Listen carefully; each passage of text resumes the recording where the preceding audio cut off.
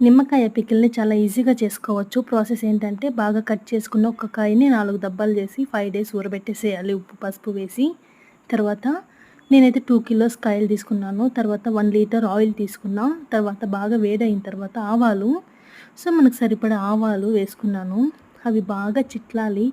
ఎలా చిట్లాలంటే ఆవాలు మొత్తం పైకి తేలిపోవాలి. అలా తేలిన తర్వాత మెంతి పౌడర్ ఇలా మనం గ్యాస్ ఆఫ్ చేసి తర్వాత మసాలాస్ అన్నీ వేసుకోవాలి. మెంతి పౌడర్ వేసుకున్న తర్వాత మన దగ్గర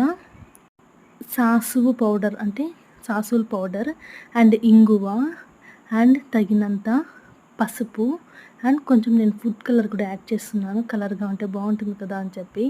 అండ్ ఇవి బాగా వేడైన తర్వాత మనం బాగా కొంచెం కూల్ చేసుకోవాలి. ఎందుకంటే మనం కలిపేటప్పుడు ప్లాస్టిక్ది అయితే కొంచెం కూల్ చేసుకోవాలి. స్టీల్ది అయితే అలాగే కూడా కలిపేసేయచ్చు. అండ్ ఇలా బాగా కలిపేసుకున్న తర్వాత గ్యాస్ ఆఫ్ చేసుకొని మనం ముందే సాల్ట్ వేసుకుంటాం కాబట్టి ఒక ముక్క టేస్ట్ చేసి అడ్జస్ట్ చేసుకొని తగినంత ఉప్పు వేసుకొని రాళ్ళు ఉప్పే వేసుకోవాలి. అండ్ ఆ మిశ్రమం దీంట్లో కలిపేసుకోవడమే. అంతే సింపుల్గా ఎంతో బాగుంది నిమ్మకాయ నిల్వ పచ్చడి అయితే రెడీ అయిపోతుంది. టేస్ట్ అయితే భలే కుదిరింది.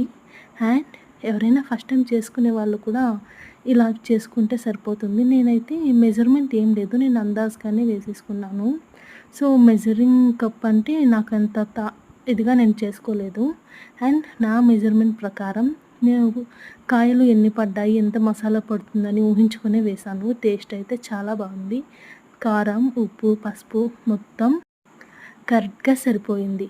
దట్టు కొంచెం మెంతులు కూడా కొంచెం ఎక్కువగానే వేశాను కాబట్టి కొంచెం ఘాటుగా చాలా బాగుంది ఫ్లేవర్. ఫస్ట్ టైం చేసే వాళ్ళు కూడా నిమ్మకాయ పచ్చడి ఎలా ఉంటుందో ఏంటో అని భయపడాల్సిన అవసరం అయితే లేదు. అండ్ ఈజీగా ఇలా చేసేసుకోవచ్చు.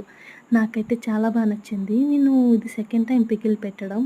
ఫస్ట్ అయితే ఈ సీజన్లో మ్యాంగో పికిల్ పెట్టాను. తర్వాత అది నాకు మా జేజీ పక్కనే ఉండే గైడ్ చేశారు. అండ్ ఈ పికిల్ని అయితే నేనే పెట్టాను కాబట్టి ఎలా ఉంటుందో ఏంటో ఒక ఎగ్జైట్మెంట్. బట్ టేస్ట్ అయితే చాలా బాగా వచ్చింది కాబట్టి ఐఎమ్ వెరీ హ్యాపీ. అండ్ ఈ పికిల్ తినేవాళ్ళు కూడా బాగుంది అని అంటారు అనుకుంటున్నా. నిల్వ పచ్చడి కదా, ఒక పీస్ వేసుకున్నా సరిపోతుంది. ఇంట్లో ఈజీగా ఇలా పికిల్స్ చేసుకోవడం వల్ల మనకి ఫుడ్లోకి కలిసి వస్తుంది. Bye, subscribe.